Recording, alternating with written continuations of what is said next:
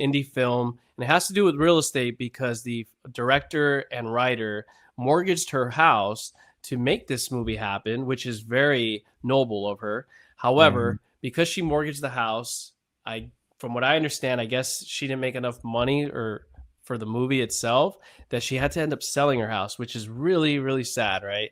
Right. And the good thing is she was able to say I was able to fund my own movie from my own pocket. She didn't use anyone else. She also had been told by someone in the movie industry that they would give her $5 million to make this movie, but she had to step away from it as the writer and director. Of course, she didn't want to do that. Her name is Jennifer Esposito.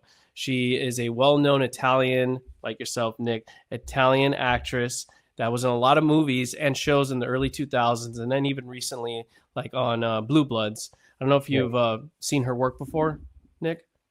I haven't. I haven't watched that show. I've heard good things about it, but you? How about her in other movies though, or other shows or whatever? She's usually a cop in every movie that I remember seeing. Yeah, I don't recall seeing any of her movies specifically, but I've Hmm. seen a number of the trailers where she's been in them.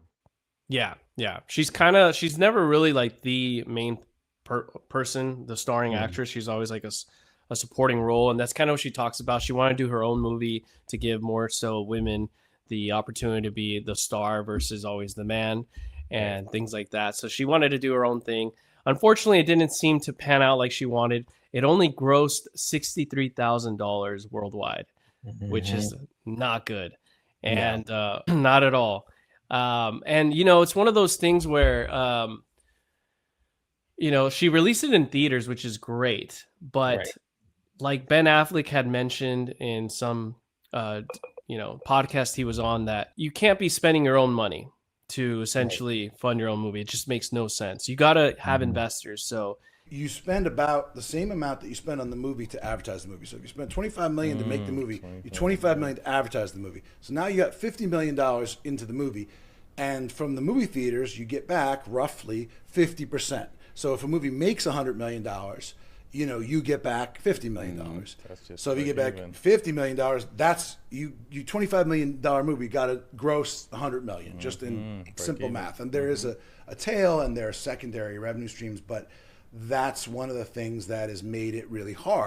again, it's a noble thing, but it's probably not the best thing to do, especially when you mortgage your own home. She had this beautiful home in the Hamptons, and I'll show it to you now as I share it. I did not suspect that in the Hamptons you can have a small, nice property and it still be semi affordable considering it's the Mhm. Hamptons.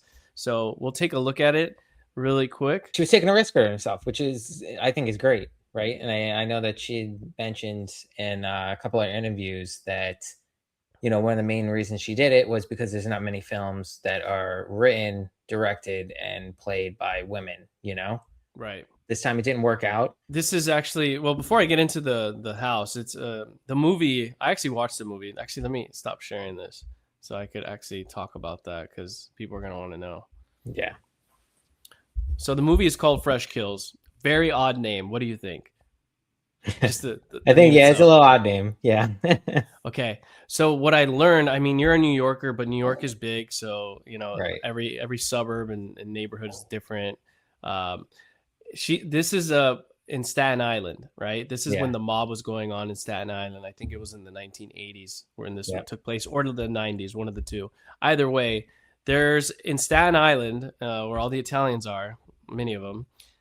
There's a landfill called Fresh Kills, Mm-hmm. Mm-hmm. and that's the reason why she named it that, because this mob family is near the landfill called Fresh Kills Right. that was actually they got rid of it in 2001 after 9/11.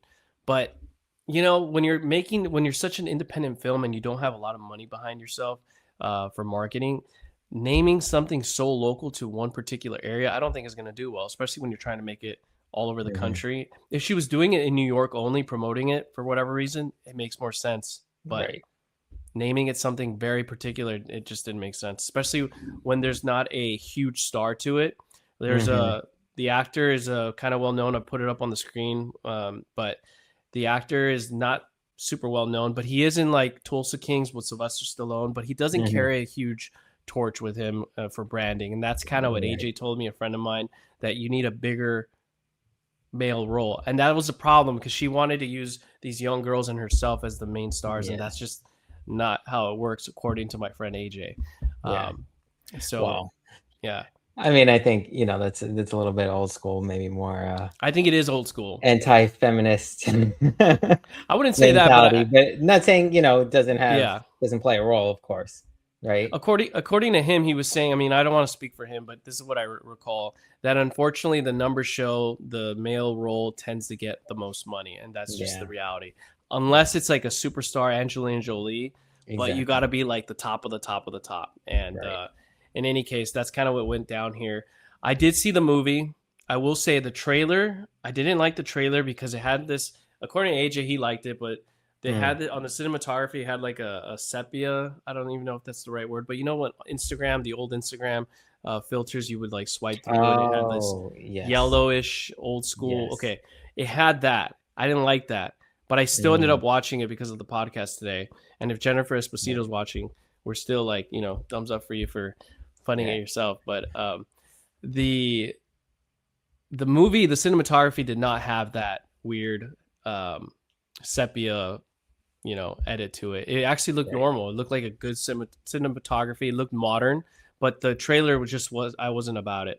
And then not to trash the movie, but it was very slow for like 50 minutes. And I was like, geez, this is not too great. And everything else was just okay, but it wasn't great. Right. I mean, which is probably why it didn't gross much at all, Right. And then according to like Ben Affleck, he said, if you're going to spend you don't spend your own money, because if you spend $25 million on making a movie, you better match that with marketing. I don't know if she matched whatever she spent. I don't know if she matched it with marketing. So if you spend $25 million on making the movie, you spend another $25 million marketing the movie. That's $50 million. Right.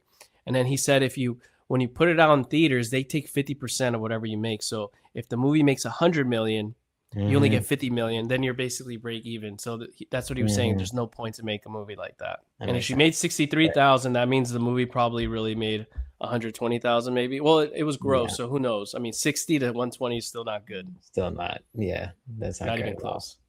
No. But I mean, back to the house. I don't know. You want to bring it up now, or? Yeah. Let's go. All I can say is this is a beautiful home that sold prior to Christmas. So it's in the Hamptons, East Hamptons. I'm not familiar with the Hamptons, if it's a better part of the neighborhood or not, but I think it's just stellar. This is her, by the way. Yeah. That's Jennifer Esposito. Very attractive woman. Very, she that's why she lands these roles, and she's a good actress. I mean, I've seen her work. But in any case, I mean, she's got really great taste, and her agent was Nancy Mizrahi of Saunders and Associates. I think it was up for sale at 1.595, as I see here, and she ended up selling it for 1.6 million, if I'm not mistaken. But anyways, like this is like really, really dialed in, really cool house. It's not big. I think it's a 2-bed, 2-bath, and it's just a really unique home. I mean, look at this. We have this is probably the primary bedroom. You got post beam ceilings, high voltage ceilings with the skylight, which is really cool. Yeah. And then she's got a detached little, like, it's not a casita, but it's like a room for her workout room. Very cool. And then the landscape here with all the trees is just very like natural. So I like that a lot. Yeah. And look, I know she said that she didn't want to sell it, right? And she didn't want to necessarily go that route, but correct. She did not want to sell it. Yeah, but I mean, she did have an ample amount of equity built up in the house, so it wasn't like she lost. She actually made a profit on the house, right? With the appreciation. So. In 2017, she bought it for $594,000, right? And she sold it at a 168% appreciation. Now, mind you, everyone watching and listening, if she would have leased a home or whatever in 2017, she would have no equity. She would have been so screwed right now, but she's not in that position. She was able to use her equity and mortgage it, have a lender put that as debt. Of course, she has to pay monthly on that.